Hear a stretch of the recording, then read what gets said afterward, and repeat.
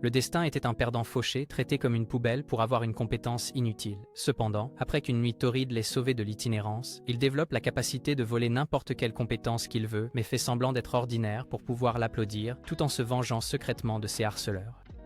Tout a commencé avec Fate jouant le rôle de garde de sécurité à la porte de la ville, mais l'estomac de cet imbécile faisait des bruits plus forts qu'une machine à laver cassée. Là, il a entendu des aventuriers parler de leur chasse, mais ne pouvait pas s'identifier car il n'avait qu'une compétence inutile appelée gloutonnerie qui le gardait toujours affamé. Juste à ce moment-là, des chevaliers sont arrivés à son poste de garde et ont commencé à le frapper comme un ballon de football parce qu'il était inutile. Heureusement pour lui, une fille nommée Roxy est apparue et a dit à ses chevaliers qu'ils étaient censés protéger les gens, pas les traiter comme des punching balls. Après que les brutes soient enfin partis, Roxy a dit à Fate de la prévenir si ces idiots essayaient encore ce genre de bêtises. Mais lui, il était habitué à être traité comme de la saleté et s'est excusé maladroitement. Il est allé chercher de la nourriture, mais sur le chemin du retour, son estomac a recommencé à faire ses bruits embarrassants et il a souhaité être né avec n'importe quelle autre compétence au lieu de cette capacité maudite. Sorti de nulle part, il aperçut des voleurs ninja courir et alla rapidement prévenir Roxy qui se précipita immédiatement vers l'action, le laissant derrière pour garder la porte. Pendant qu'il attendait son retour, cet idiot fut choqué de voir l'un des voleurs foncer droit sur lui. Quand le voleur fut assez proche, Fate le poignarda avec sa lance et l'envoya directement dans le royaume des ombres. Mais ensuite, quelque chose de fou se produisit. Son aptitude de gloutonnerie s'est soudainement activée comme si elle attendait ce moment et il a acquis de nouvelles capacités appelées télépathie et identité, ce qui l'a laissé encore plus confus.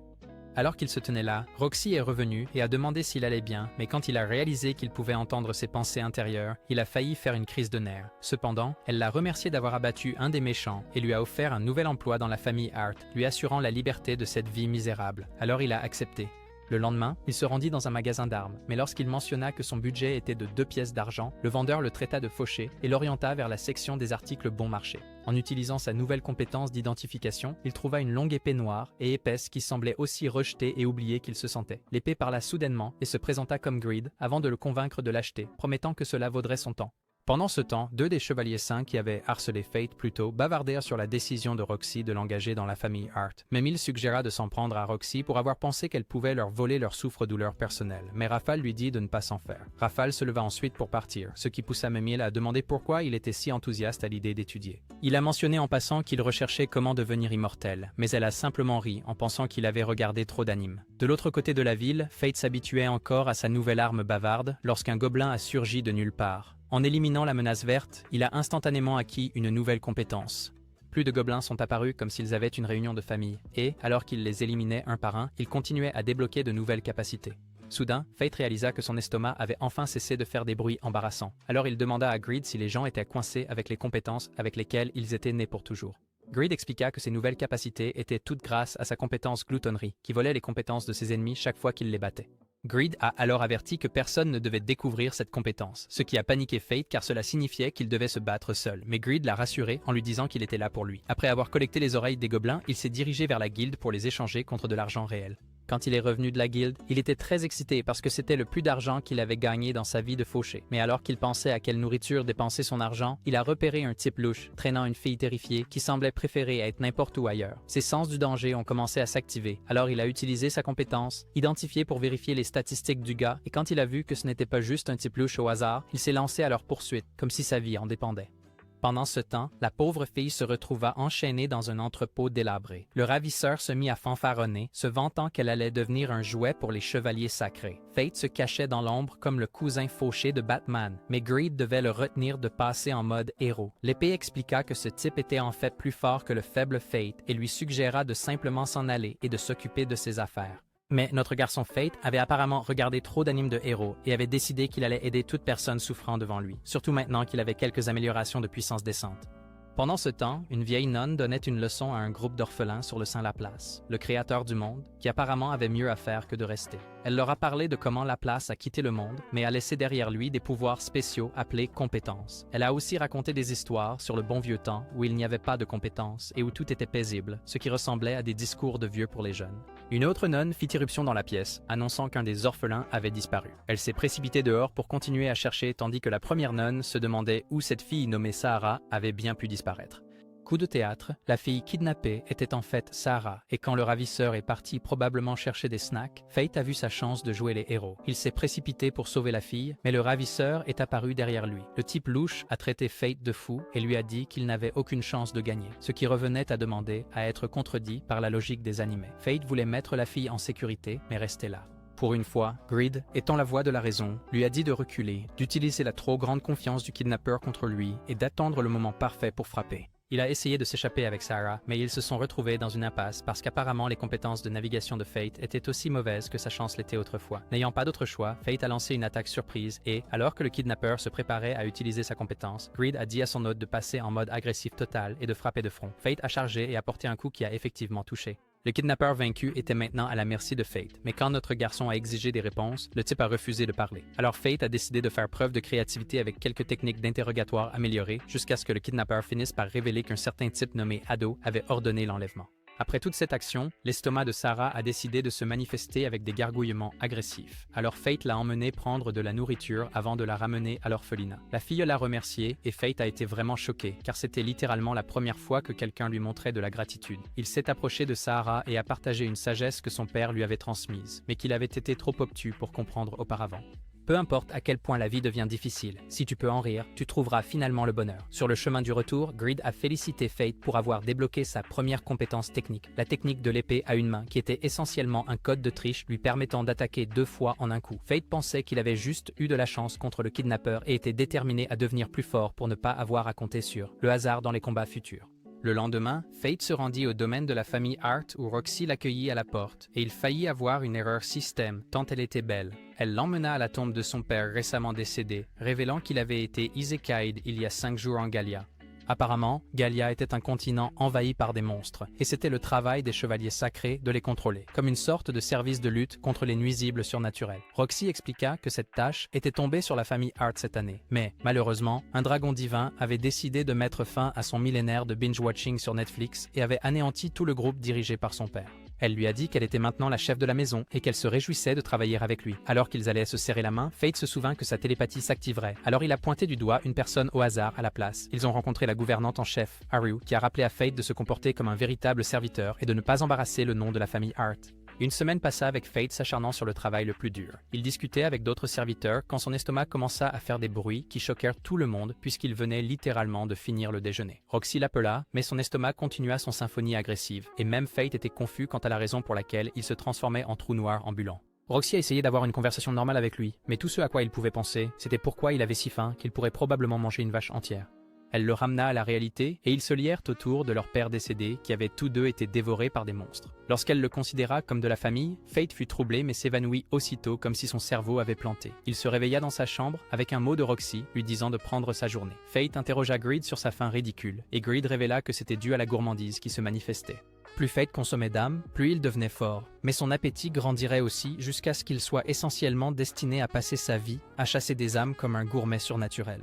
Greed expliqua que lorsque sa faim atteignait des niveaux maximum, ses yeux devenaient rouges comme un signe d'avertissement. Fate vérifia et réalisa que ses yeux étaient effectivement rouges, ce qui expliquait pourquoi il regardait les gens comme s'ils étaient des plats au menu. Il sortit et passa devant un groupe de personnes en pensant qu'elles sentaient délicieusement bon, tandis que Greed expliquait que son regain de faim s'était activé parce qu'il était en fait affamé d'âme. Greed a précisé qu'il s'agissait d'un pouvoir temporaire conçu pour l'aider à chasser ses proies et qu'il pouvait suivre ses cibles par l'odeur, tandis que les ennemis plus faibles seraient paralysés par la peur. Ils s'aventurèrent hors du royaume et trouvèrent plusieurs gobelins qui étaient absolument terrifiés. Fate les massacra tous avant de se diriger vers la forêt des hobgoblins où il continua son carnage isekai pendant plusieurs heures jusqu'à ce que sa faim soit enfin satisfaite. Mais parce que les animés ne peuvent pas laisser les protagonistes avoir de belles choses, un roi gobelin est apparu de nulle part et en utilisant sa compétence identifiée, il a réalisé que leurs statistiques étaient presque égales. Mais le roi gobelin avait une compétence de régénération de santé. Fate est allé après le monstre boss et a été dégoûté de le voir dévorer un humain.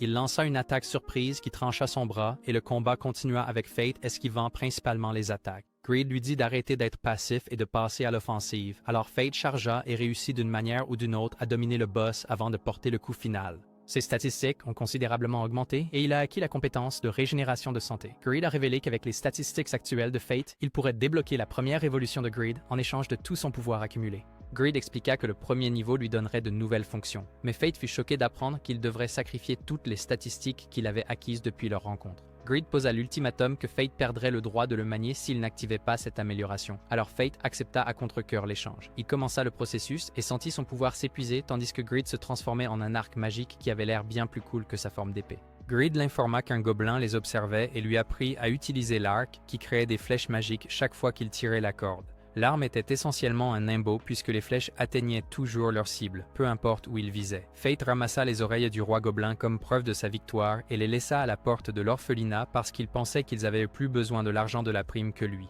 Le lendemain, Fate intercepta ce qu'il pensait être un intrus quelconque essayant de s'introduire dans leur endroit, mais retournement de situation, c'était en fait Roxy déguisée en paysanne fauchée. Elle a traîné Fate avec elle pour son petit épisode de patron incognito, et pendant leur promenade en ville, elle a demandé à jeter un coup d'œil à son épée. Le gars a immédiatement commencé à transpirer à grosses gouttes, probablement en pensant qu'elle découvrirait que son arme était suspecte. Quand l'épée a glissé de ses doigts beurrés, Roxy l'a attrapée. Heureusement pour le niveau d'anxiété de Fate, elle n'a rien remarqué d'étrange, et lui a juste dit que sa lame avait besoin d'un sérieux entretien.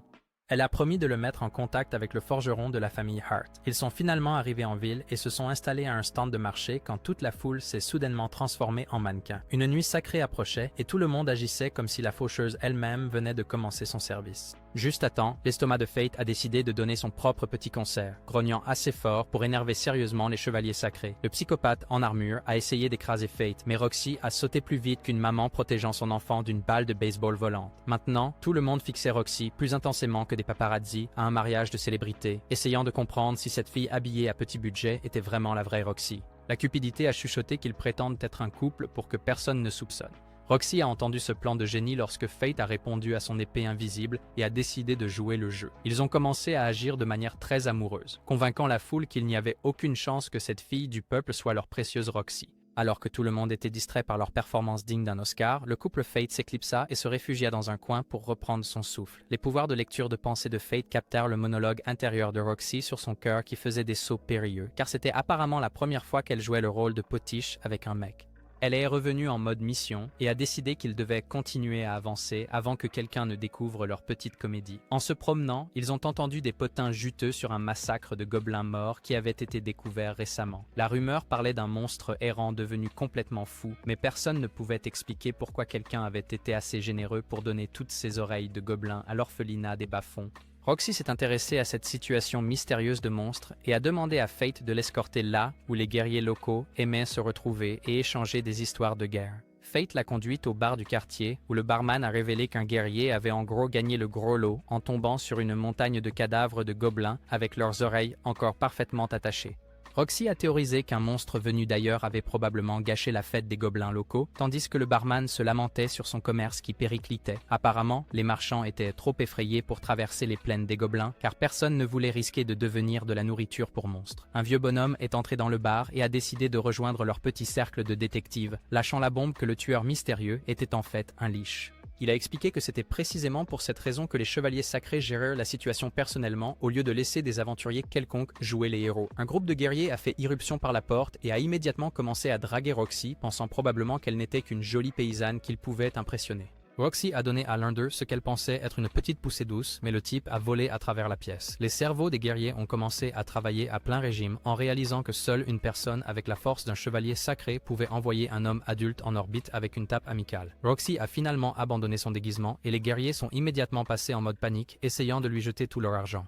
Elle a mis fin à leur tentative de corruption pathétique et leur a fait tout un discours inspirant sur son monde de rêve où les roturiers et les chevaliers sacrés pourraient réellement traîner ensemble sans que personne ne se fasse refaire le visage. Ils se sont rendus chez le forgeron qui a fait des merveilles sur Grid jusqu'à ce que l'épée ait l'air plus neuve qu'une pièce fraîchement frappée.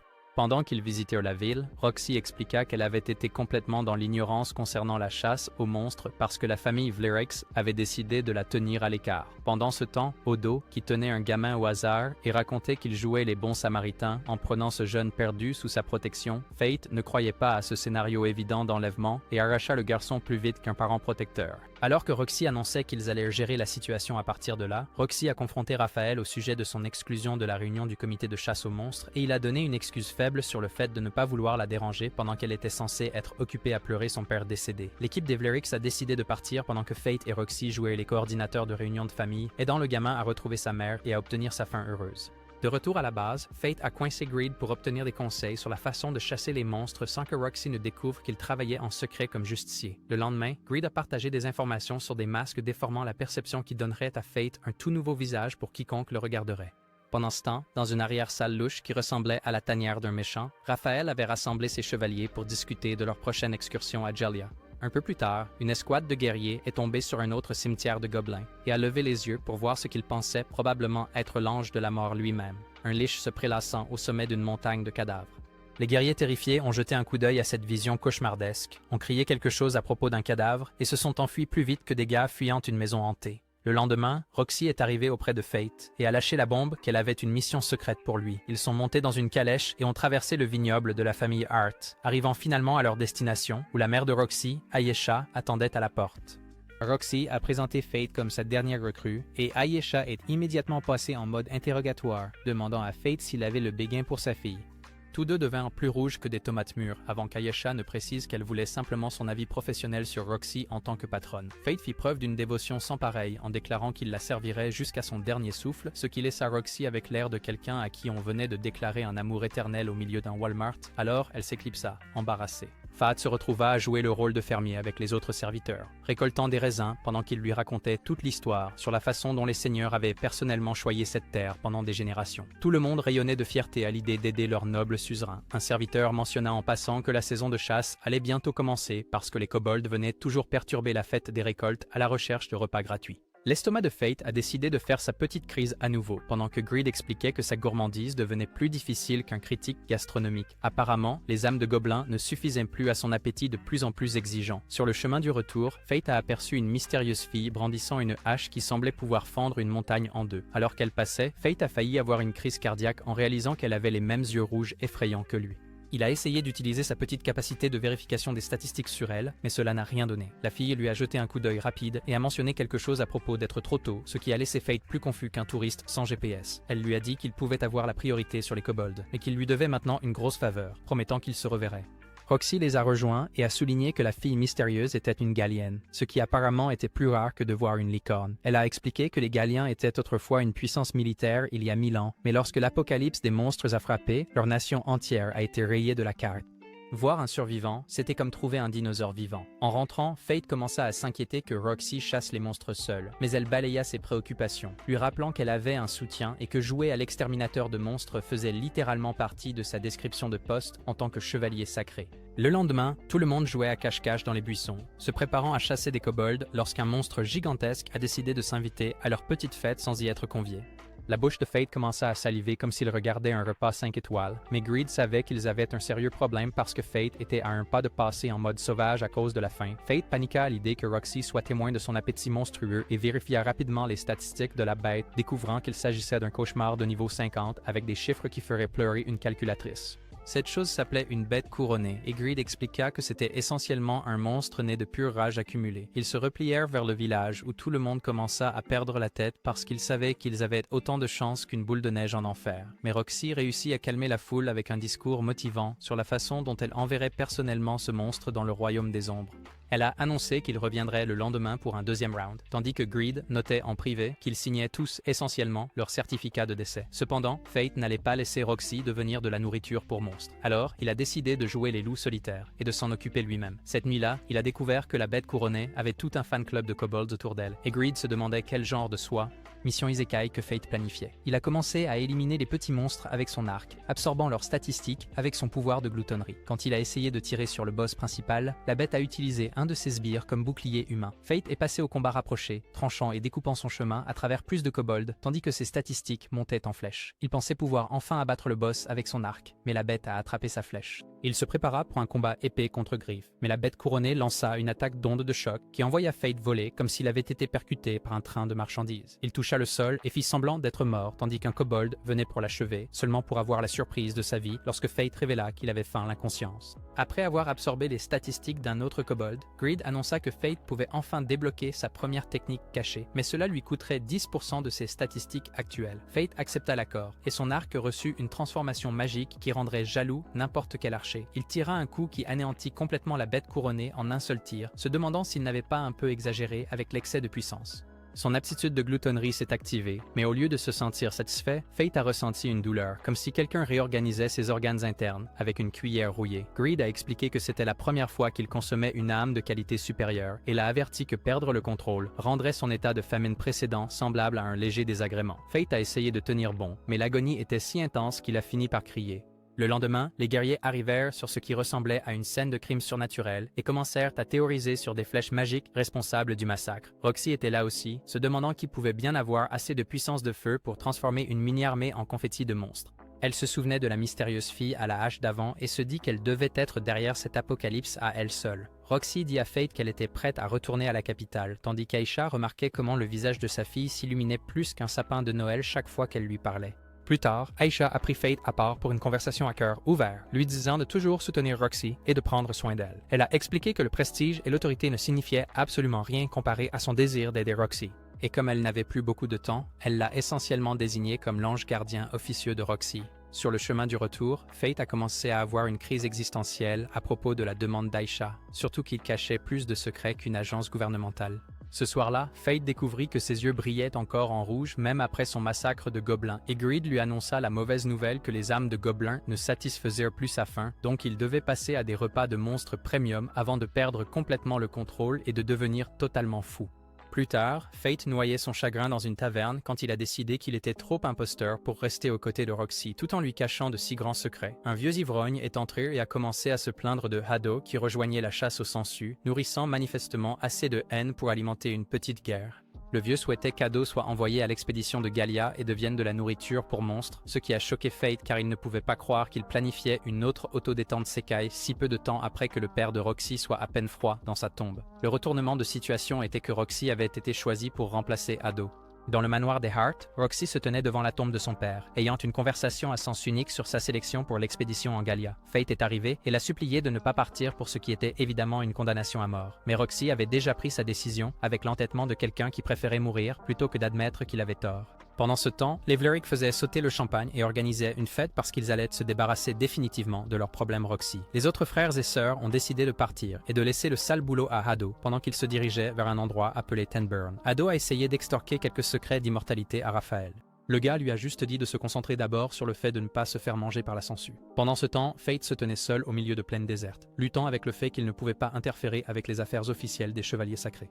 Mais il a finalement décidé qu'il en avait assez de regarder les Chevaliers Saints traiter les gens comme des déchets jetables et était prêt à agir. Quelques heures plus tard, Hado est arrivé avec son groupe de prétendus durs et leur a ordonné d'attaquer Fate, pensant probablement que le nombre sauverait sa misérable peau. Mais Fate les a gérés facilement, laissant Hado regarder avec horreur absolue alors que ses renforts étaient démolis. Le reste de son équipe a jeté un coup d'œil au carnage et s'est enfui tandis que Hado essayait de sauver ce qui restait de sa dignité en déclarant qu'il ne laisserait pas un cadavre le faire passer pour une blague complète. Fate a décidé qu'il était temps pour la grande révélation et a arraché son masque, laissant Hado se demander comment un inconnu comme lui était devenu une arme de destruction massive ambulante. Hado a commencé à se vanter de son statut de chevalier sacré, alors Fate l'a essentiellement défié de prouver ses dires et de montrer réellement ses pouvoirs légendaires dont tout le monde parlait. Le destin a demandé à Greed s'il pouvait transformer une épée sacrée en ferraille, et Greed lui a dit de frapper. Hado a essayé de sortir une attaque de plomb sacré de son arsenal, mais le destin s'est téléporté derrière lui. Quand Hado brandit son épée, Fate brisa cette lame sacrée et lui dit de se débrouiller avec ce qui restait de son arme cassée. Hado essaya de reculer, mais la gravité en décida autrement et l'envoya s'effondrer au sol comme un sac de pommes de terre. Fate l'attrapa et annonça qu'il était temps pour une éducation bien nécessaire, puis utilisa Hado comme un boulet de démolition humain contre plusieurs arbres, transformant la forêt en son site de démolition personnelle. Hado a commencé à implorer la pitié, mais Fate l'a lancé dans le ciel et a sorti son arc amélioré pour un peu de tir aérien. Il a tiré une flèche si puissante qu'elle a laissé un trou dans les nuages, et Hado est retombé en se demandant pourquoi il respirait encore. Le destin expliqua qu'il avait encore quelques questions qui nécessitaient des réponses, et Hado supposa immédiatement que tout cela concernait Roxy. Il révéla qu'elle s'était en fait portée volontaire pour l'expédition en Gallia elle-même, et commença à promettre d'annuler toute l'affaire si le destin épargnait sa misérable vie. Mais le destin lâcha la bombe que cela ne concernait pas du tout Roxy. C'était l'heure de la vengeance personnelle, et il porta le coup final qui envoya Hado rencontrer son créateur. La compétence de gloutonnerie s'activa à nouveau, bénissant Fate avec la technique de l'épée sainte, qui était en gros le ticket d'or pour devenir un chevalier saint. Greed le félicita pour sa nouvelle qualification, mais Fate précisa qu'il n'avait aucun intérêt à rejoindre leur petit club corrompu de toute façon.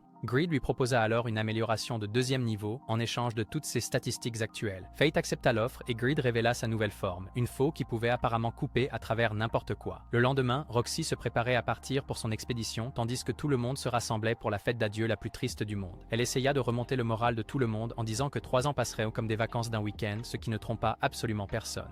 Quand elle atteignit Fate pour leur adieu, le poids émotionnel était plus lourd qu'un camion rempli de briques. Haru remit à Fate une lettre de recommandation que Roxy avait laissée pour qu'il puisse trouver du travail dans le manoir d'un seigneur. Mais Fate la rejeta, annonçant qu'il changeait de carrière pour devenir guerrier. Cette nuit-là, Fate commença à planifier son propre petit voyage à Gallia pour jouer les renforts pour Roxy, car la laisser partir seule n'avait jamais vraiment été une option.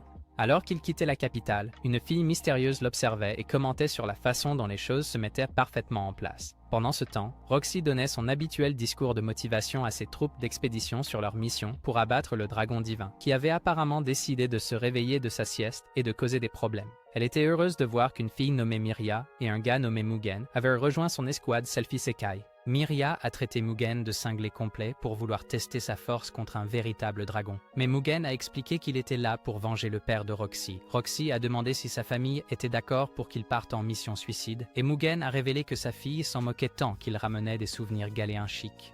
Coupé à sa fille, Rain, qui travaillait dans un laboratoire entouré des cadavres de gobelins que Fate avait collectés. Elle a découvert que certaines blessures provenaient de flèches magiques tirées par l'épée noire, l'une des légendaires armes du péché mortel. Rain a expliqué que ces armes étaient fabriquées à partir de matériaux spéciaux capables de manipuler la puissance magique, élargissant potentiellement les possibilités de compétences au-delà des limites normales. Elle était essentiellement en train de fangirler à l'idée de voir l'une de ses armes légendaires en personne. Fate est arrivé dans la ville marchande de Tetra, révélant qu'il y était déjà venu. Il a découvert que la calèche pour Gallia ne partirait que le lendemain, alors il a décidé de passer son temps à recueillir des informations.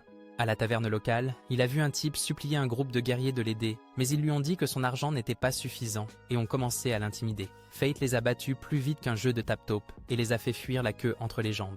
Étonnamment, le gars qui l'a sauvé s'est avéré être son vieil ami, Seth. Un flashback a révélé que le jeune Fate avait été le souffre-douleur du village, parce que son estomac grondait plus qu'un ours affamé, mais il avait eu une relation solide avec son père avant que les monstres ne le transforment en nourriture pour monstres. Son père avait été un guerrier maniant la lance, ce qui était la seule raison pour laquelle le chef du village les avait gardés en premier lieu. Après la mort de son père, personne ne voulait s'occuper de Fate, alors le chef du village lui a essentiellement dit de partir et de ne jamais revenir. De retour au présent, Seth suppliait Fate de l'aider, mais Fate n'était pas particulièrement charitable puisque Seth était le fils du chef du village, le même chef qui l'avait expulsé comme un déchet. Il a seulement accepté d'aider parce que sa gourmandise avait besoin d'être nourrie et que les monstres attaquant le village ressemblaient à un buffet à volonté.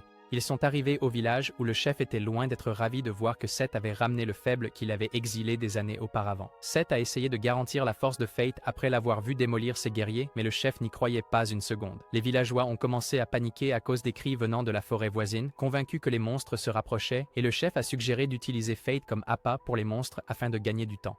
Chez Seth, Seth a parlé de sa femme qui était tombée malade en se cachant des monstres et de ses regrets d'avoir passé des années à penser que son père avait toujours raison. Il a expliqué que devenir père lui avait enfin ouvert les yeux et qu'il avait réalisé que son père était en fait une personne terrible. Il a dit à Fate que les monstres étaient apparus il y a environ un mois et selon des témoins, ces créatures pouvaient voler, ce qui était apparemment un développement nouveau et terrifiant pour les habitants. L'estomac de Fate a décidé de donner un autre concert. Alors Seth est allé lui chercher de la nourriture. Greed a dit que leurs ennemis étaient des gargouilles. Il a expliqué que les gargouilles aiment d'abord espionner les humains pour apprendre comment ils agissent avant d'attaquer en grand groupe. La fille de Seth a offert des bonbons à Fate, qu'il a mangé sans réfléchir à 2 fois. Il s'est immédiatement effondré comme si quelqu'un avait débranché son cordon d'alimentation, laissant Seth et sa fille se demander ce qui venait de se passer. La petite fille a révélé qu'il venait de manger le bonbon spécial que grand-père lui avait donné, et Greed a réalisé que le chef du village avait en fait empoisonné Fate parce qu'il était sérieux à l'utiliser comme nourriture pour monstres. Seth a essayé de le réveiller tandis que les gargouilles commençaient à approcher du village. Les gargouilles ont décidé d'organiser leur propre petite pendaison de crémaillère en mettant le feu à tout le village et en transformant les habitants en buffets à volonté. Fate était toujours inconscient à cause du poison, alors Seth a préparé un antidote pour ramener son ami d'entre les morts. Quand Fate reprit enfin connaissance, il réalisa qu'ils étaient en plein apocalypse de monstres et se précipita dehors pour trouver le village ressemblant à un champ de ruines. Il vérifia les statistiques des gargouilles et découvrit que ces cauchemars volants avaient une compétence de boule de feu qui les transformait essentiellement en lance-flammes aériens. La cupidité s'est transformée en sa forme de feu juste au moment où les gargouilles ont décidé de combiner leurs pouvoirs, se préparant à lancer une énorme boule de feu qui pourrait probablement raser un pâté de maison. Mais Fate a lancé son arme, tranchant leur attaque et poursuivant les gargouilles. Les éliminant d'un seul coup, sa faux est revenue vers lui en boomerang et il a absorbé la compétence de boule de feu. Le chef de meurtre a décidé de faire son entrée grandiose comme s'il était le boss final ultime, alors Fate a scanné ses statistiques et a découvert que ce boss avait à la fois la compétence de boule de feu et la résistance au feu, ce qui en faisait l'équivalent d'un tank volant. Greed a prédit qu'il essaierait de spammer des boules de feu à courte portée, alors quand le gargouille a chargé Fate, il a délivré une entaille dévastatrice qui l'a coupé en deux, l'envoyant directement au paradis des monstres. Le lendemain a révélé que le village avait été complètement effacé de l'existence, comme s'il n'avait jamais existé. Fate a utilisé sa compétence d'identification et a découvert que le sol était plus toxique qu'une section de commentaires sur Twitter, ce qui signifie que rien ne pousserait plus jamais là-bas. Seth se demandait pourquoi Fate gaspillait ses talents dans la vie de guerrier alors qu'il pourrait faire fortune avec son aptitude d'identification, mais Fate expliqua qu'il n'avait pas le luxe de choisir sa carrière. Seth a commencé à se sentir coupable de tout l'incident d'empoisonnement et a demandé à Fate de le frapper comme punition. Fate a essayé de donner ce qu'il pensait être une petite tape amicale, mais a mis Seth à terre, réalisant que sa force avait atteint des niveaux surhumains. Il a dit à Seth de prendre soin de sa fille et ils se sont dit au revoir. Plus tard, Fate était assis à côté du conducteur dans une calèche tandis qu'un type nerveux lui rappelait qu'il était payé pour jouer les gardes du corps. Un groupe de bandits a décidé de mettre en place un barrage routier, ce qui a fait paniquer le type et supplier Fate de le protéger. Mais avant que les bandits ne puissent même terminer leur discours menaçant, ils ont été balayés par une fille mystérieuse qui a rappelé à Fate qu'il lui devait encore pour l'affaire des kobolds. Le conducteur de la calèche la laissa monter à bord, mais dès qu'elle monta, tout bascula. Elle dit à son arme, Slot, de revenir à son poids normal, ce qui résolut instantanément le problème d'équilibre. Fate réalisa qu'elle pouvait manipuler le poids de son arme et la fille révéla qu'elle connaissait ses capacités parce qu'elle n'était pas si différente. Elle avait aussi une compétence de péché mortel.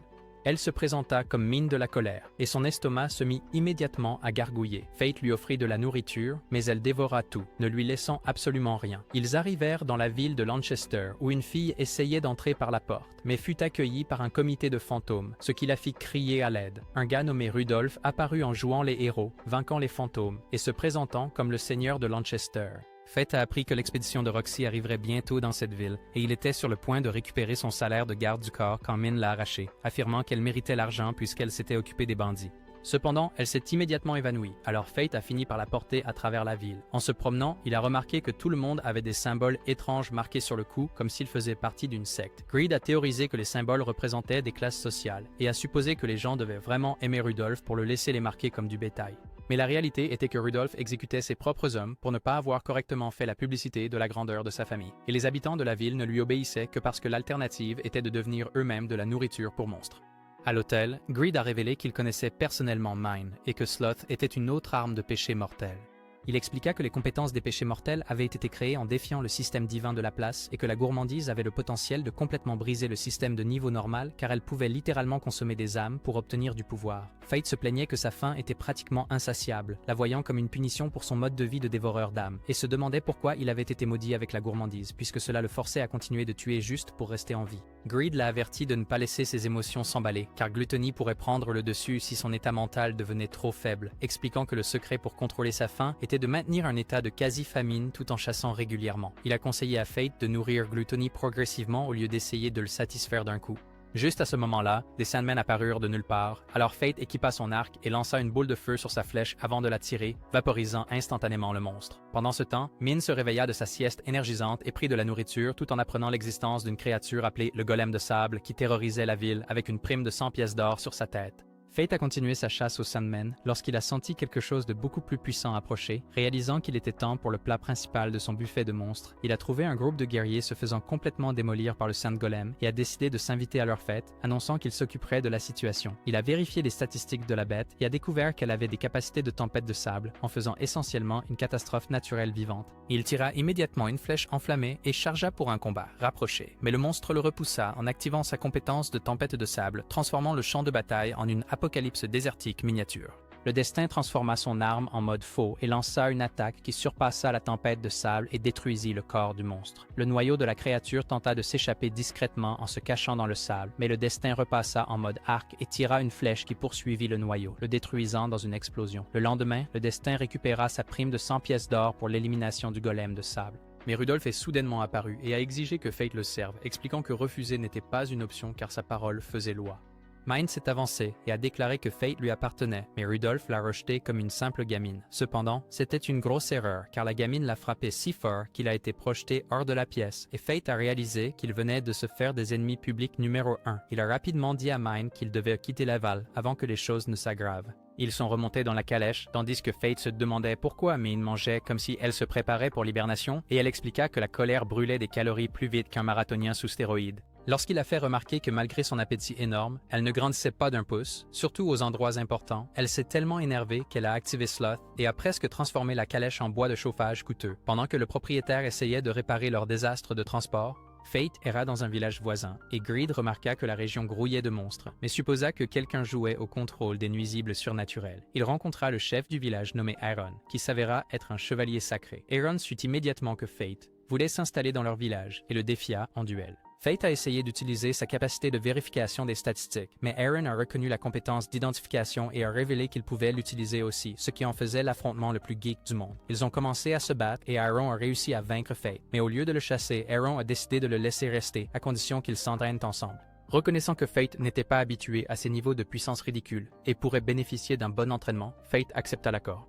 Et Mine est arrivée juste à temps pour attirer l'attention d'Aaron, car il pouvait dire qu'elle était une guerrière compétente rien qu'en la regardant. Aaron les a laissés tous les deux rester au village, et le lendemain, il enseignait à Fate le combat à main nue. Fate a eu du mal à porter un seul coup à Aaron jusqu'à ce qu'il entre en mode demi-famine, ce qui a augmenté sa vitesse suffisamment pour suivre les mouvements d'Aaron. Ce soir-là, Aaron fixait un château lointain, tandis que Fate remarquait une photo de famille sur le mur. Greed fit remarquer que le fils d'Aaron ressemblait étrangement à Fate, théorisant que sa situation familiale avait quelque chose à voir avec le fait qu'il soit devenu chef de village au milieu de nulle part.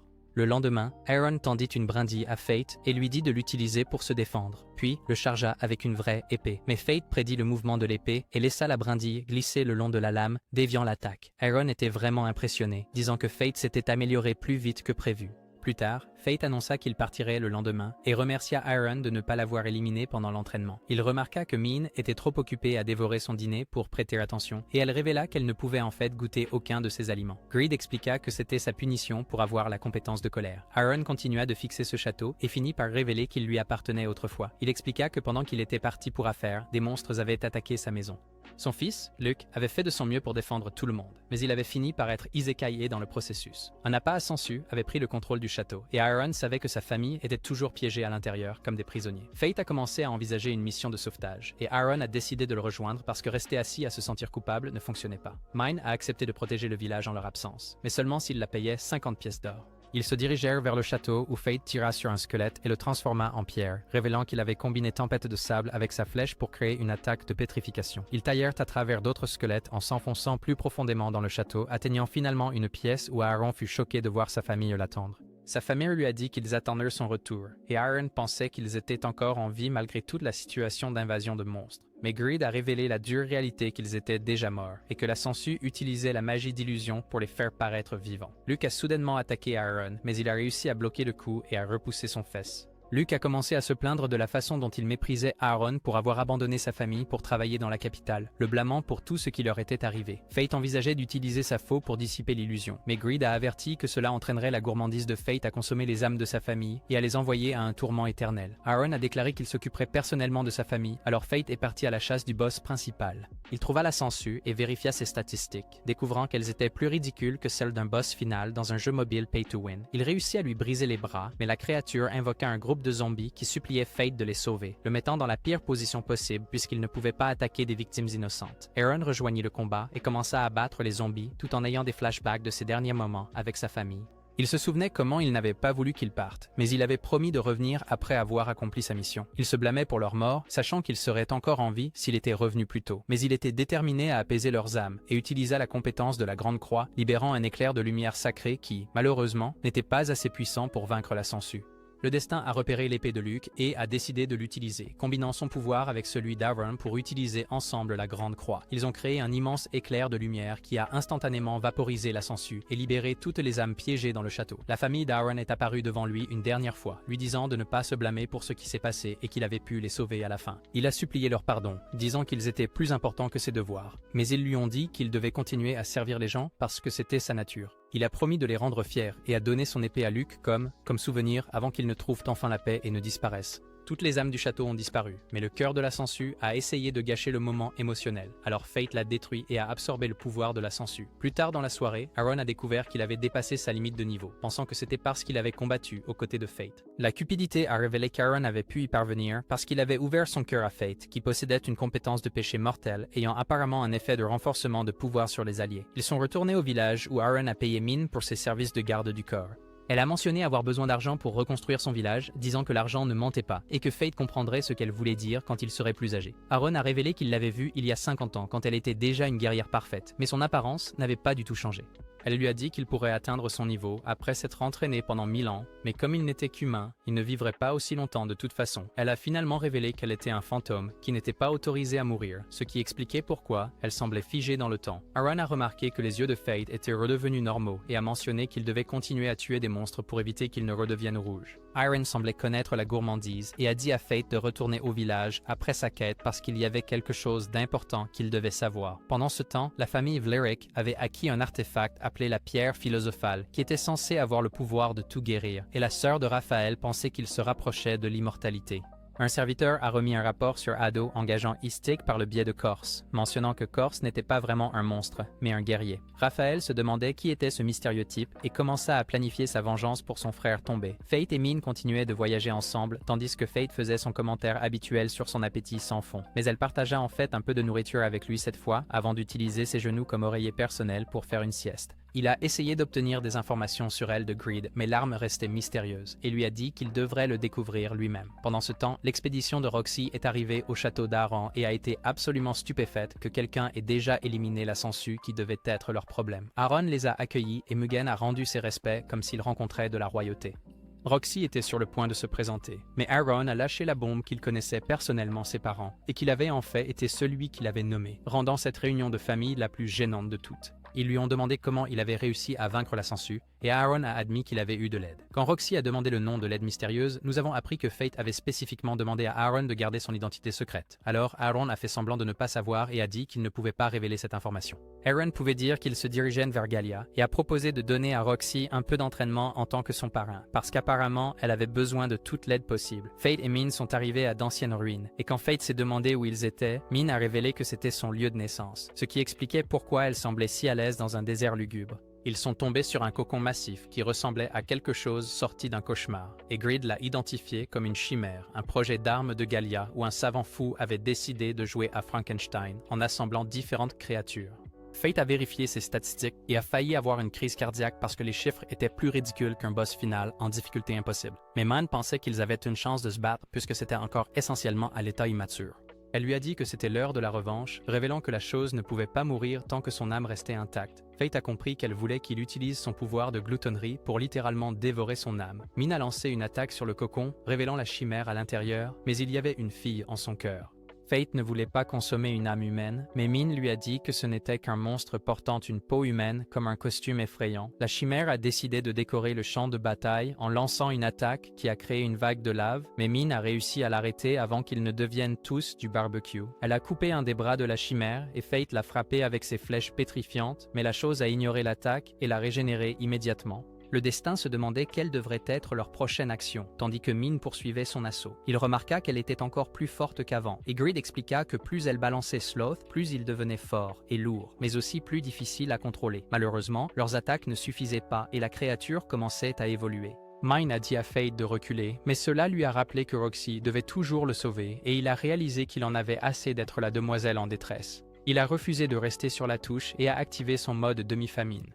Voyant cela, Min l'a averti que c'était dangereux, mais il a ignoré ses préoccupations et a sacrifié 10% de ses statistiques pour tirer un tir de pétrification amélioré. Min a activé Sloth et a renversé la chimère, mais la créature a soudainement utilisé une compétence de barrière pour se protéger. Alors Fate a opté pour une faux noire plus puissante pour percer ses défenses. Cela l'a repoussé, mais Greed lui a dit de viser le flux de mana qui était son point faible. Cela lui a permis de briser la barrière, faisant crier la fille à l'intérieur de douleur. La chimère a décidé d'essayer la voie d'évasion aérienne et a commencé à s'envoler tandis que Fate atteignait ses limites physiques. Main lui a dit de monter sur sa hache et elle l'a lancée dans le ciel. Greed annonça que Fate pouvait maintenant utiliser le deuxième stade de son attaque ultime au prix de 20% de ses statistiques, et Fate accepta l'amélioration malgré le coût énorme. Mais alors qu'il s'approchait, la chimère l'enferma dans sa barrière et se prépara à les transformer tous les deux en créatures grillées. Cependant, Fate porta le coup de grâce en poignardant la fille, ce qui déclencha son pouvoir de télépathie et lui offrit un aperçu indésirable de son histoire tragique. Il découvrit qu'elle avait connu Min dans le passé, et lorsque son pouvoir de gloutonnerie s'activa, au lieu de son excitation habituelle, il ressentit simplement sa solitude écrasante. Greed expliqua que c'était parce qu'elle était de son espèce, rendant la situation encore plus déprimante.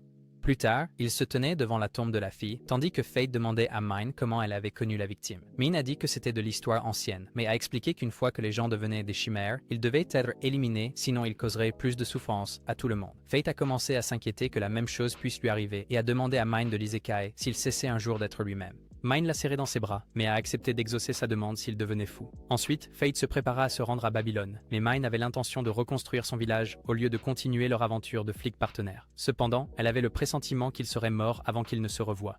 Le destin avait débloqué la nouvelle forme de Greed, qui était un bouclier magique, mais Min l'a traité d'idiot pour avoir réinitialisé ses statistiques dans un endroit si dangereux. Alors Fate la supplia de l'aider à chasser des monstres pour qu'il puisse retrouver ses niveaux de puissance avant qu'elle ne l'abandonne. Ils ont fini par prendre des chemins séparés, et Fate est arrivé à la ville de Babylone, une forteresse qui se dressait entre le royaume et la Gaule. Fate a commencé à chercher la porte, mais Greed lui a dit qu'il allait dans la mauvaise direction, révélant qu'il avait déjà visité avec son précédent porteur. Quand Fate a demandé à leur sujet, Greed a expliqué qu'ils avaient aussi une compétence de péché mortel, mais n'avaient pas survécu très longtemps, ce qui était à peu près aussi rassurant qu'un vendeur d'assurance-vie à un enterrement. Lorsqu'ils sont entrés dans la ville, Fate n'en revenait pas de voir à quel point tout était cher comparé à la capitale. Mais soudain, il y a eu une annonce que le nouveau seigneur était arrivé, et les gens s'excitaient à l'idée de voir Roxy comme si elle était une sorte de célébrité. Pendant ce temps, Fate sentit soudain une présence étrange rôder et il devint clair que quelqu'un prévoyait de transformer la fête de bienvenue de Roxy en funérailles. La ville de Babylone s'est avérée être un aimant pour les criminels car apparemment leur casier judiciaire serait effacé s'ils pouvaient prouver qu'ils n'étaient pas complètement inutiles au combat. Fate pensa que les soldats avaient besoin de toute l'aide possible, faisant de cet endroit le lieu idéal pour quelqu'un avec ses compétences particulières pour se fondre dans la masse. Pendant ce temps, Roxy rencontrait le chevalier sacré Alastair, qui est en gros le grand patron des opérations de Babylone. Il a révélé qu'il était présent lorsque son père a été envoyé à East Sekai et qu'il portait une culpabilité plus lourde qu'un camion rempli de briques pour ne pas l'avoir protégé. Mais Roxy lui a dit de ne pas s'en faire et a promis de l'aider à combattre les monstres parce qu'elle était trop gentille pour son propre bien. Fate a repéré un fourreau élégant dans la vitrine d'un magasin et Greed lui a dit de l'acheter. Il a rencontré le commerçant, Jade, et a demandé des informations sur l'article. Mais Jade a expliqué qu'il était juste pour l'exposition et a proposé de créer un modèle sur mesure pour l'épée de Fate. Quand Fate lui a montré Greed, les yeux de Jade se sont illuminés comme s'il regardait le Saint Graal en disant qu'il pouvait fabriquer un fourreau pour 500 pièces d'or. Mais le portefeuille de Fate était plus vide que les promesses d'un politicien, alors il a dû partir en se plaignant de combien tout dans cette ville était hors de prix. Un groupe de guerriers a commencé à l'interpeller et était sur le point de l'inviter à rejoindre leur groupe, mais après avoir jeté un coup d'œil à son apparence pitoyable, ils ont décidé qu'il avait l'air trop faible pour valoir leur temps et sont partis. En chassant des monstres, Fate a remarqué quelque chose flottant dans l'air et Greed l'a averti que les spores dans la région étaient suffisamment toxiques pour rendre la respiration dangereuse pour la santé. Il a rencontré un groupe d'orques et s'est préparé au combat, mais les mêmes guerriers d'avant sont arrivés et ont commencé à lui voler ses victoires de l'est de Sekai. Fate a repéré un autre groupe d'orques approchant et a réalisé qu'il prévoyait d'encercler les guerriers. Alors il a chargé comme une cavalerie à lui seul. Quand ils ont tiré des flèches sur lui, il a sorti la nouvelle forme de bouclier magique de Greed et a détruit les projectiles comme s'ils étaient en papier. Greed se vanta qu'il pouvait résister à n'importe quelle attaque en mode bouclier et dit à Fate de foncer sur les orques. Alors il s'élança en avant, bloquant leurs attaques tout en leur rentrant dedans avec son bouclier et les éliminant tous. Après le combat, Fate fut surpris que sa compétence de gloutonnerie ne se manifeste pas, car il avait généralement du mal après avoir consommé plusieurs âmes. Il pensa que son entraînement avec Aaron devait l'avoir aidé à mieux contrôler son appétit surnaturel. Il se dirigea vers l'échange pour vendre son butin, mais les guerriers l'accusèrent de vol, affirmant que tous les biens leur appartenaient. Il leur a dit de reculer, mais ils ont continué à le harceler et à le menacer de le tuer. Alors il les a battus comme s'ils étaient des mannequins d'entraînement. Il a reçu 100 pièces d'or pour son butin et à ce moment-là, Roxy est entrée dans la pièce en demandant s'il était responsable du désordre. Il a expliqué qu'il avait agi en légitime défense et elle s'est sentie coupable de ne pas pouvoir maintenir l'ordre dans sa ville. Au lieu de le punir, elle a décidé de jeter les guerriers en prison pour la nuit afin qu'ils puissent réfléchir à leur choix de vie. Muria a dit à Fate d'enlever son masque, mais Roxy a dit que ce n'était pas nécessaire. Quand elle a demandé son identité, il lui a dit que son nom était Corpse. Elle l'a trouvé étrange et lui a conseillé de mieux prendre soin de son apparence, parce qu'il avait l'air de vivre dans une benne à ordures. En se promenant dans la ville, Fate était soulagé que Roxy ne l'ait pas reconnu, mais il a commencé à penser à son apparence et a réalisé qu'il ne pouvait pas se permettre de se nettoyer, même s'il le voulait. C'est alors que Jade l'a approché, révélant qu'il venait d'ouvrir son magasin et avait une proposition commerciale. Jade l'a emmené à son magasin et a expliqué qu'il avait entendu parler de ce qui s'était passé à l'échange et voyait du potentiel en Fate. Il a demandé si Fate porterait une armure à des fins publicitaires. Fate a accepté de travailler avec Jade, qui lui a proposé une armure pour 80 pièces d'or. Fate a été choqué que Jade lui fasse payer alors qu'il pensait que c'était censé être de la publicité gratuite. Mais après avoir vu sa réaction, Jade a décidé de lui faire une réduction. En se promenant dans la ville avec sa nouvelle armure, Fate a remarqué une foule se rassemblant dans une taverne et a décidé d'enquêter, mais il a eu une sensation étrange en apercevant une fille en particulier dans la foule. La fille s'est approchée de lui et lui a dit qu'elle l'attendait et connaissait déjà son identité, se présentant comme Eris, le péché de la luxure. Parce qu'apparemment sa journée n'était pas déjà assez compliquée, ils ont passé du temps ensemble et Fate a remarqué qu'il ressentait des sensations étranges chaque fois qu'il la regardait. Eris expliqua que c'était un effet secondaire de sa compétence de luxure, qui faisait tomber les gens amoureux d'elle rien qu'en la regardant. Elle révéla qu'elle l'observait depuis un moment et qu'elle connaissait sa victoire contre la chimère. Mais elle annonça une mauvaise nouvelle à propos de la présence de plus de chimères à Galia et de sa conviction que les chevaliers sacrés n'étaient pas assez forts pour les affronter. Puis elle révéla pourquoi elle l'attendait, expliquant qu'elle était une gardienne du royaume œuvrant pour un avenir meilleur. Mais son idée d'amélioration impliquait que Roxy meure à Galia, ce qui fit monter la tension artérielle de Fate comme une fusée. Eris expliqua le concept d'accumulation d'agression où la haine d'un monstre persistait après sa mort et s'accumulait au fil des années jusqu'à créer une bête couronnée. Elle a dit que la même chose pouvait arriver avec les humains et que, puisque les gens détestaient les saints chevaliers mais aimaient Roxy, sa mort accumulerait une agressivité massive et finirait par donner naissance à un humain puissant qui servirait le royaume. Mais Fate n'était pas prêt à laisser quiconque blesser Roxy, alors il s'est mis en colère et a décidé de partir avant de faire quelque chose qu'il regretterait. Cependant, Eris a calmement noté que le plan était déjà en cours et que rien ne pouvait l'arrêter. Roxy et son équipe étaient occupés à combattre des orques et semblaient gagner. Mais Alistair regardait Roxy avec une expression qui criait « Je suis définitivement en train de comploter quelque chose de sinistre ». Il a rapporté qu'ils avaient perdu le contact avec l'équipe de collecte de matériaux au Grand Canyon en Galia, ce qui a suffisamment inquiété Roxy pour qu'elle ordonne immédiatement une mission de sauvetage, car apparemment elle ne pouvait laisser personne souffrir sous sa surveillance.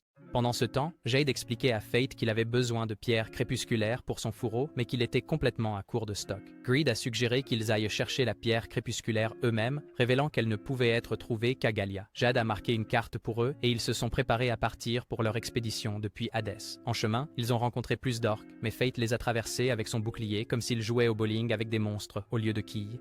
Le groupe de Roxy se dirigeait également vers le Grand Canyon, mais ils avaient des problèmes de navigation car les boussoles ne fonctionnaient apparemment pas en Galia, ce qui en faisait le pire endroit pour quiconque ayant un mauvais sens de l'orientation. Cependant, Roxy a compris qu'ils pouvaient approximativement déterminer leur position en comptant les orques, puisqu'il y avait une colonie d'orques près du canyon. Plus ils rencontraient d'orques, plus ils devraient être proches de leur destination. Le destin s'installa pour la nuit, mais se retrouva piégé dans un cauchemar qui semblait plus réel qu'il ne le souhaitait. Il voyait la fille de la chimère essayer de lui dire quelque chose, mais il ne pouvait pas entendre ses mots à cause d'une sorte de parasite surnaturel. Tout devint soudainement rouge sang et tous ses ennemis tombaient surgir des ombres, l'entraînant dans des eaux sombres. Il se réveilla en se demandant ce que ce rêve signifiait, mais détecta des monstres approchant de son camp. Utilisant sa compétence de vision nocturne, il repéra 4 salamandres qui se rapprochaient. Il en tira une avec ses flèches de pétrification, mais remarqua qu'elles agissaient bizarrement. Normalement, elles s'enfuiraient après avoir subi un tel coup, mais celles-ci continuaient d'avancer. Greed a théorisé qu'ils étaient contrôlés comme des machines de mort télécommandées. Les salamandres ont atteint le camp de Roxy et les ont entourés de tous côtés. Elles ont commencé à cracher du feu et à semer le chaos tandis que Myria essayait de riposter avec son épée magique. Malheureusement, ces attaques avaient à peu près autant d'effet que de lancer des cailloux sur un char et elle a été emportée comme une feuille dans un ouragan. Un salamandre s'apprêtait à transformer Roxy en encas de minuit, mais Fate est arrivé juste à temps pour jouer les héros. Il a éliminé tous les salamandres et sauvé la situation, Roxy le remerciant pour le sauvetage. Fate a remarqué des marques étranges sur la tête des salamandres, et tout le monde a trouvé bizarre que 4 bêtes couronnées travaillent ensemble. Ils semblaient cibler spécifiquement Roxy, ce qui était aussi inquiétant que de trouver une bombe avec votre nom dessus. Ils ont atteint le Grand Canyon et se sont séparés pour couvrir plus de terrain. Fate a continué à explorer et a découvert des monstres qui avaient été transformés en pierre. Il aperçut Eris plus loin et se demanda ce qu'elle faisait là, mais elle disparut avant qu'il ne puisse obtenir des réponses. Il tomba sur une chimère qui ne bougeait pas et Greed remarqua qu'elle n'avait pas de noyau, ce qui en faisait essentiellement une décoration en forme de monstre. Mais il y avait 2 autres trous dans le mur, suggérant qu'il y avait 2 autres chimères actives qui rôdaient. Le sol a soudainement tremblé avec une explosion venant de la direction de Roxy, alors Fate s'est précipité vers le bruit. Le groupe de Roxy était attaqué par les 2 chimères restantes, et Mugen a été blessé en essayant de protéger Myria comme un bouclier humain. Fate est arrivé pour les sauver, tirant sur les chimères, tandis que Greed observait que leur régénération était plus lente que celle de la précédente qu'ils avaient combattue. Fate a partagé des informations sur la faiblesse des chimères, disant à Roxy de viser leur cœur. Ils ont chargé ensemble, et lorsque la chimère a créé un cercle de feu autour d'eux, la résistance au feu de Fate l'a rendu immunisé au traitement barbecue. La chimère a essayé de protéger son noyau, mais Fate a coupé ses jambes pour créer une ouverture, et Roxy a porté le coup de grâce. Il en restait encore un, mais il a décidé d'essayer l'approche aérienne en sautant dans le ciel. Il se préparait à l'attaquer à son atterrissage, mais à la place, il a fait fendre le sol. Fate et Roxy sont tombés dans la fissure, mais Fate l'a attrapé pour la protéger avec son corps. Quand Fate s'est réveillé, il a vu à quelle distance ils étaient tombés et a commencé à paniquer en réalisant que son masque manquait. Roxy commençait à se réveiller, mais il a réussi à retrouver son masque et à le remettre avant qu'elle ne puisse voir son visage. Il a utilisé la magie du feu pour éclairer leur prison souterraine et a demandé si elle avait réussi à retrouver son escouade perdue, mais elle lui a tristement dit qu'elle n'avait pas pu les sauver. Elle a demandé comment il en savait autant sur les chimères, et il a expliqué qu'Egalian lui avait appris à leur sujet. Roxy a déduit que c'était Min, et a mentionné des rumeurs à propos d'elle voyageant avec un homme portant un masque de crâne. Fate a admis que c'était lui, et Roxy semblait satisfaite de ses talents de détective. Fate était gênée par son regard, mais elle a mentionné qu'il lui rappelait quelqu'un qu'elle connaissait. Elle a commencé à penser à cette personne et à espérer qu'elle était heureuse, tandis que Fate disait que cette personne avait de la chance qu'elle pense à elle. Mais ensuite, sa gloutonnerie a commencé à se manifester et un de ses yeux est devenu rouge. Il ne voulait pas que Roxy le voie en mode monstre, alors il s'est enfui avant qu'elle ne puisse s'en apercevoir. Il a senti que la chimère restante était à proximité et est allé s'en occuper. La chimère est apparue pour leur dernier combat de boss, mais Fate a attaqué son noyau avec sa faux, en pensant à la façon dont Roxy le regarderait si elle savait ce qu'il était vraiment. Il a détruit la chimère, mais a remarqué les mêmes marques que sur les salamandres, confirmant que Roxy était spécifiquement visée. Greed a déduit que cela devait être l'œuvre de Rhys, car apparemment elle n'était pas satisfaite de simplement menacer Roxy, elle essayait activement de le nuquer. Roxy l'a rejoint et ils ont fini par trouver la pierre du crépuscule qu'ils cherchaient, faisant de cela le seul voyage de shopping réussi de toute l'aventure dangereuse. Et elles sont retournées en ville où Roxy a défié Fate en duel, tandis que Miria l'accusait de causer des problèmes en ville. Il a expliqué qu'il s'était juste défendu puisque les gens continuaient à chercher la bagarre avec lui. Mais Roxy lui a dit qu'elle ne pouvait pas ignorer ses actions et lui a suggéré de rejoindre son armée puisque personne ne les embêterait. Lorsqu'il a refusé son offre généreuse, elle s'est préparée à le combattre et lui a dit de dégainer son épée. Il laissa son épée dans son fourreau, ce qui fit penser à Roxy qu'il sous-estimait ses capacités. Elle l'avertit qu'elle ne retiendrait pas ses coups et ils commencèrent leur duel. Fate était confus quant à pourquoi il ne pouvait pas la surpasser même si ses statistiques étaient supposément plus élevées, jusqu'à ce qu'il réalise que sa technique était supérieure à son approche de force brute. Elle réussit à porter un coup qui fissura son masque et menaça de révéler son identité s'il ne combattait pas sérieusement. Alors, il libéra enfin le pouvoir de son fourreau. Tout le monde reconnut cela comme une technique d'épée sacrée et il expliqua que le fourreau était fait de pierres crépusculaires, ce qui améliorait cette technique d'épée sacrée.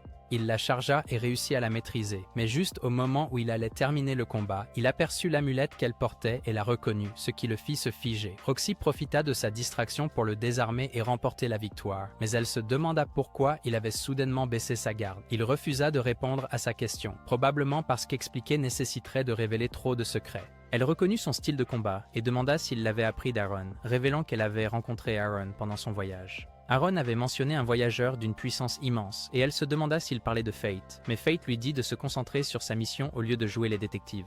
Il parla à Mugen de la façon dont quelqu'un avait contrôlé les chimères et Mugen expliqua que les créatures utilisaient des monstres comme leur cœur. Il a révélé que sa famille avait étudié la technologie galienne et que sa fille, Ren, était une érudite talentueuse. Comme Fate savait que les chimères étaient des créatures artificielles créées en Galia, il voulait la rencontrer pour obtenir des réponses. Pendant ce temps, Ren travaillait dans son laboratoire lorsqu'un collègue lui a parlé de Raphaël, étudiant la pierre philosophale. Elle a décidé d'enquêter, et bien que la pierre confère des pouvoirs extraordinaires à celui qui la possède, elle domine complètement leur corps.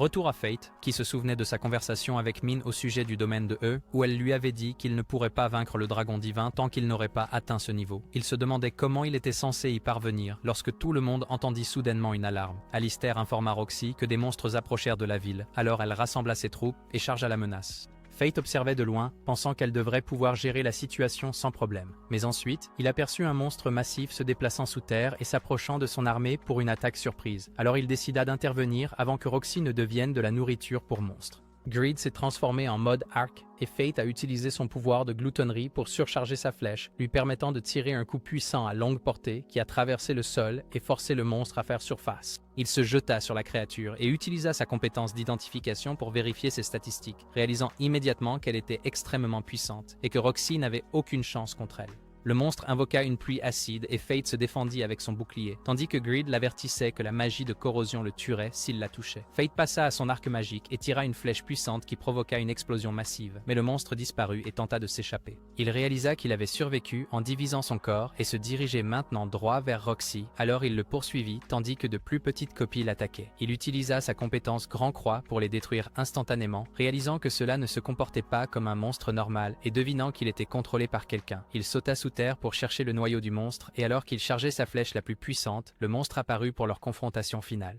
Juste au moment où il allait l'achever, des balles ont soudainement frappé le monstre depuis un autre endroit. Sa flèche a provoqué une explosion et une voix lui a dit qu'il avait consommé l'âme du monstre, mais qu'il était encore vivant d'une manière ou d'une autre. Fate était confus quant à la façon dont quelque chose pouvait survivre sans son âme. Il aperçut un homme masqué observant la bataille, alors Fate se jeta sur lui et Greed reconnut l'arme que l'homme utilisait comme un autre péché mortel, l'envie. Le monstre entoura Fate tandis que Greed expliquait qu'il avait été touché par une balle magique qui activait son pouvoir caché, lui permettant de créer des copies de son âme comme une sorte de système de sauvegarde surnaturel. Il a essayé de faire fondre son corps avec de l'acide, mais Fate a consommé le monstre à la place, révélant qu'il avait trouvé un moyen de contrer sa magie de corrosion. Il a tiré sur l'homme masqué, mais une barrière l'a protégé, comme s'il avait son propre champ de force personnelle. Creed a expliqué que les statistiques de Fate avaient atteint leurs limites et qu'il devrait atteindre le domaine de E pour aller plus loin. Mais il n'était toujours pas à la hauteur de ce type, qui opérait déjà à ce niveau. Fate a quand même chargé, et l'homme a bloqué son attaque avant de le repousser comme s'il chassait une mouche. L'homme a utilisé l'envie pour tirer des balles magiques, tandis que Fate essayait de bloquer avec son bouclier. Mais il a quand même ressenti la force de l'attaque au point de cracher du sang. Alors que l'homme se préparait à l'achever, Fate réalisa qu'il devait devenir plus fort immédiatement ou devenir une victime. Il fit un marché désespéré avec son aptitude de gloutonnerie, disant qu'il était prêt à faire tout ce qu'il fallait pour dépasser sa limite et suppliant pour obtenir le pouvoir dont il avait besoin. Il atteignit le domaine de E et attaqua l'homme, le forçant à battre en retraite. L'homme invoqua des monstres pour attaquer Fate, mais Fate leur dit de ne pas interférer et les dépassa en courant. Il continua à poursuivre l'homme, esquivant les balles magiques et créant un écran de fumée pour perturber sa vision. Fate apparut derrière lui et détruisit son masque, révélant son identité. Il s'est avéré que c'était Alastair, mais il ne semblait pas dérangé d'être exposé. Alastair a joué d'une flûte qui a invoqué le dragon divin parce qu'apparemment, il gardait son atout pour la fin. Le dragon se dirigea droit vers Roxy, alors Fate se précipita pour la rejoindre, tandis qu'Alastair essayait de l'arrêter. L'armée de Roxy combattait des monstres lorsque le dragon divin fit son entrée grandiose. Mugan ordonna à tout le monde de battre en retraite, et alors que le dragon s'approchait de Roxy, il lança un puissant rayon d'énergie qui les projeta tous au loin. Mais Fate la protégea avec son bouclier, et la force de l'attaque brisa son masque, lui faisant réaliser qu'il ne pouvait plus cacher son identité secrète à la personne qu'il avait essayé de protéger depuis le début.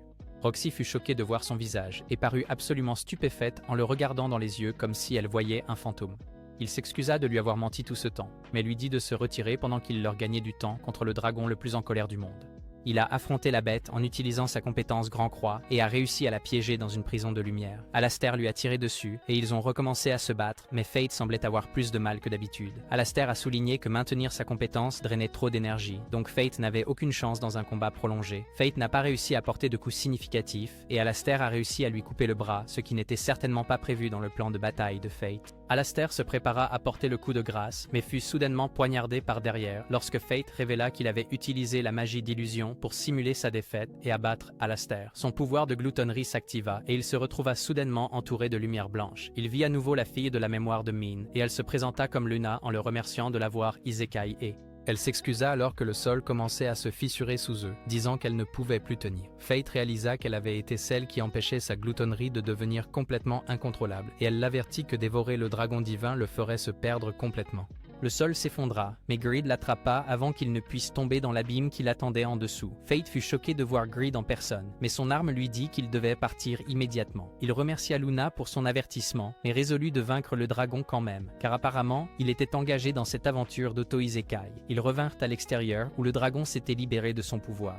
Greed se demanda ce que Fate comptait faire avec un seul bras, mais Fate le lança soudainement et chargea le dragon, le frappant avec son poing restant avant de le trancher en morceaux. Alors que le dragon tombait, il tira une décharge d'énergie sur lui dans une ultime tentative pour l'abattre, mais Fate augmenta ses statistiques en utilisant sa compétence de surcharge, traversa la décharge et coupa le dragon en deux d'un coup dévastateur. Le dragon s'écrasa au sol tandis que la gloutonnerie de Fate dévorait son âme. Il ressentit une douleur intense alors que son pouvoir menaçait de le consumer complètement et il était sur le point de devenir fou et de potentiellement détruire tout autour de lui. Mais il sacrifia toutes ses statistiques pour débloquer la forme finale de Greed, se prévenant ainsi de devenir une zone de désastre ambulante. Mine est apparu et a remarqué qu'il avait laissé sa compétence le consumer. Alors Fate lui a demandé de l'achever et de tenir leur promesse. Elle s'est préparée à mettre fin à sa souffrance, mais Roxy l'a soudainement sauvé de son propre désir de mort. Il lui a dit de ne pas le regarder dans son état monstrueux, mais elle a pleuré pour lui, disant qu'elle se moquait du genre de pouvoir qu'il avait et qu'elle l'aimait pour ce qu'il était, le suppliant de ne pas mourir. Étrangement, il sentit sa gloutonnerie se calmer à ces mots, et Roxy lui dit de revenir avec elle. Il fut soulagé qu'elle l'accepte même après avoir appris la vérité sur sa malédiction surnaturelle, et il s'effondra sur ses genoux comme s'il avait enfin trouvé la paix. Quand Fate s'est réveillé, il s'est retrouvé de retour en ville après ce qui lui semblait être la pire sieste de sa vie. Eris et Mine lui ont rendu visite et ont révélé qu'il avait été inconscient pendant une semaine entière. Eris lui a tendu Greed et Fate a remarqué à quel point son arme était devenue sale pendant son absence. Eris a mentionné que Mine avait oublié de ramener Greed, mais qu'elle avait été occupée à s'occuper d'Envy et a révélé qu'il avait des pouvoirs de contrôle mental, ce qui signifiait qu'Alastair avait été manipulé plutôt que d'agir selon ses propres impulsions maléfiques. Fate se demanda ce qu'ils avaient fait d'Envy puisqu'il était censé être indestructible et Mine révéla avec désinvolture qu'elle l'avait simplement jeté quelque part. Eris a noté que, puisque leur expérience utilisant Roxy pour créer un humain couronné avait échoué de manière spectaculaire, ils auraient besoin de son aide à l'avenir. Fate a accepté de coopérer, mais seulement à condition qu'elle promette de laisser Roxy tranquille, car apparemment, il avait appris à négocier même en se remettant d'expériences proches de la mort. Eris lui a dit qu'il devrait partir avant le retour de Roxy, expliquant qu'il était dangereux pour lui de la voir, car rien que d'entendre son nom semblait rendre son avidité instable. Roxy est venu lui rendre visite, mais il avait déjà disparu, ne laissant qu'une note derrière lui. Il lui a tout expliqué sur sa malédiction et a promis de revenir un jour quand il pourrait contrôler son pouvoir. Alors qu'elle pensait à la façon dont il lui avait toujours donné du courage, un flashback montra leur première rencontre, où le jeune Fate avait eu peur d'elle parce qu'il pensait que tous les chevaliers sacrés étaient des brutes. Elle réalisa comment les gens les percevaient et se sentit honteuse, s'excusant auprès de lui. Mais son estomac gargouilla au pire moment possible, alors elle finit par partager sa nourriture avec lui. Il était content de rencontrer un bon chevalier sacré et elle put être fière d'elle pour la première fois. Elle se demanda quand il se reverrait et promit de devenir plus forte pour pouvoir le protéger au lieu que ce soit l'inverse. Dans le présent, Fate utilisait la nouvelle forme de bâton de Greed et réussit à restaurer son bras coupé. Eris et Mine prirent des chemins séparés, laissant Fate partir avec Greed pour trouver un moyen de contrôler sa gloutonnerie avant qu'elle ne le consume complètement.